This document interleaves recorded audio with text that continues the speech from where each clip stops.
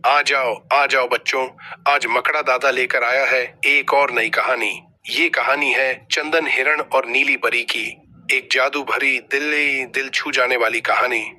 लेकिन कहानी सुनने से पहले हमारे चैनल लियोपो टीवी को सब्सक्राइब जरूर कर लो और घंटी का बटन भी दबा दो ताकि कोई भी मजेदार कहानी छूट ना जाए। जून का महीना था और गर्मी अपनी चरम सीमा पर थी। छोटू हिरण और उसका सबसे अच्छा दोस्त रामू हाथी तालाब की ओर जा रहे थे।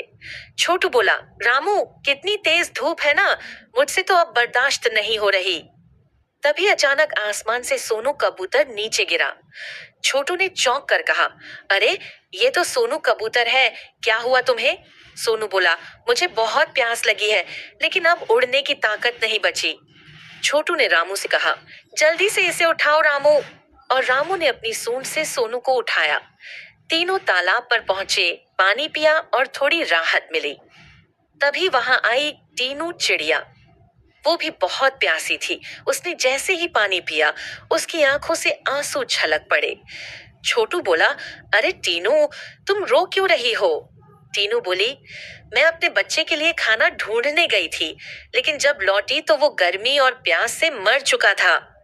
इतना सुनकर सबका दिल भर आया। दिन बीतते गए और गर्मी बढ़ती गई। तालाब का पानी धीरे धीरे सूखने लगा। कई पक्षियों ने तो गर्मी से दम तोड़ दिया। एक दिन छोटू तालाब पर पहुंचा और देखा कि आधा तालाब सूख चुका है। उसने सोचा, अगर यही चलता रहा तो हम सब कैसे जिएंगे? उदास होकर वो पास की फुलवारी में बैठ गया।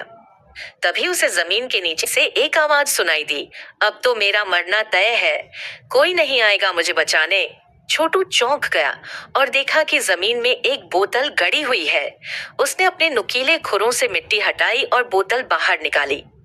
अंदर से आवाज आई, डरो मत, मैं नीली परी हूँ। छोटू ने जल्दी से बोतल की डांट हटाई। एक नीली सी रोशनी निकली और उसके सामने एक परी प्रकट हुई, लेकिन वो बहुत कमजोर थी, उठ भी नहीं पा रही थी। छोटू बोला, क्या हुआ नीली परी, तुम इतनी कमजोर क्यों हो? परी बोली, हर 7 दिन में मुझे 3 चमेली के फूल खाने होते हैं। उस दुष्ट इंसान ने मुझे 6 दिन से बोतल में बंद कर रखा है। अब मेरी जान जा रही है। छोटू बोला, तो बताओ ना, वो फूल कहाँ मिलेंगे? मैं अभी लाता हूँ। परी बोली, शाम होने से पहले लाओगे तो ही मेरी जान बचेगी। छोटू बिना समय गंवाए निकल पड़ा, लेकिन उसे बहुत प्यास लगी थी। तालाब पहुंचा, देखा कि बाकी जानवर वहां बैठे हैं। रामू हाथी, लोमड़ी, लकड़बग्घा, सब बेहाल। छोटू ने पूछा, तुम सब इतने परेशान क्यों हो?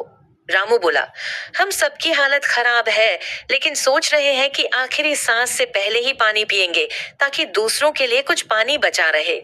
छोटू बोला, मैं बिना पानी पिए जा रहा हूँ, लेकिन किसी की जान जरूर बचाऊंगा। और वो निकल पड़ा। गर्मी तेज थी, छोटू की हालत भी खराब हो रही थी, लेकिन उसे पता था उसे चमेली के फूल लाने ही है। आधे घंटे के सफर के बाद उसे एक फुलवारी मिली और चमेली के फूल भी। उसने फूल तोड़े और जल्दी जल्दी वापस लौटा। पहुंचते ही उसने फूल परी को दिए। परी ने उन्हें खाया, थोड़ी देर लेटी और फिर धीरे धीरे ठीक होने लगी। उसके चेहरे पर मुस्कान लौट आई और वो उठ खड़ी हुई। परी बोली, मैं ठीक हो गई, लेकिन सिर्फ तुम्हारी वजह से। छोटू अब गिरने को था। बोला, मैं सुबह से प्यासा हूँ, सबकी जान बचाने के लिए मैंने पानी नहीं पिया। परी रो पड़ी, बोली, तुम बहुत परोपकारी हो, अब सब ठीक करूंगी। उसने अपनी जादुई छड़ी घुमाई और दोनों तालाब पर पहुंचे। तालाब अब पूरी तरह सूख चुका था। जानवर उदास थे, लेकिन परी ने फिर से छड़ी घुमाई और तालाब भर गया। सब जानवर भागे भागे आए और पानी पीकर खुश हो गए। रामू बोला, नीली परी, तुमने सबकी जान बचाई। परी बोली, नहीं, ये सब छोटू हिरण की वजह से हुआ। अगर वो न होता तो मैं भी नहीं बचती। तभी परी ने सबको बताया, अब ये तालाब कभी नहीं सूखेगा।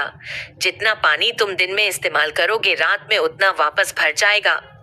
सभी जानवर तालाब में कूद गए और मजे से नहाने लगे। छोटू और परी जोर जोर से हंसने लगे। और हाँ, यही नहीं, उसी जंगल में इस कहानी से हम ये सबक मिलता है कि सच्ची नेकी और कुर्बानी कभी रायगा नहीं जाती। छोटू हरन ने अपनी जान की परवाह किए बगैर दूसरों की मदद की, पानी नहीं पिया, थकन बर्दाश्त की, मगर किसी को मरने नहीं दिया। इसी जज्बे की बदौलत एक जादुई परी दोबारा जिंदा हुई और पूरे जंगल को बचा लिया। इससे ये भी सीखने को मिलता है कि दूसरों के लिए कुछ अच्छा करो तो कुदरत तुम्हारे लिए कुछ बड़ा कर देती है।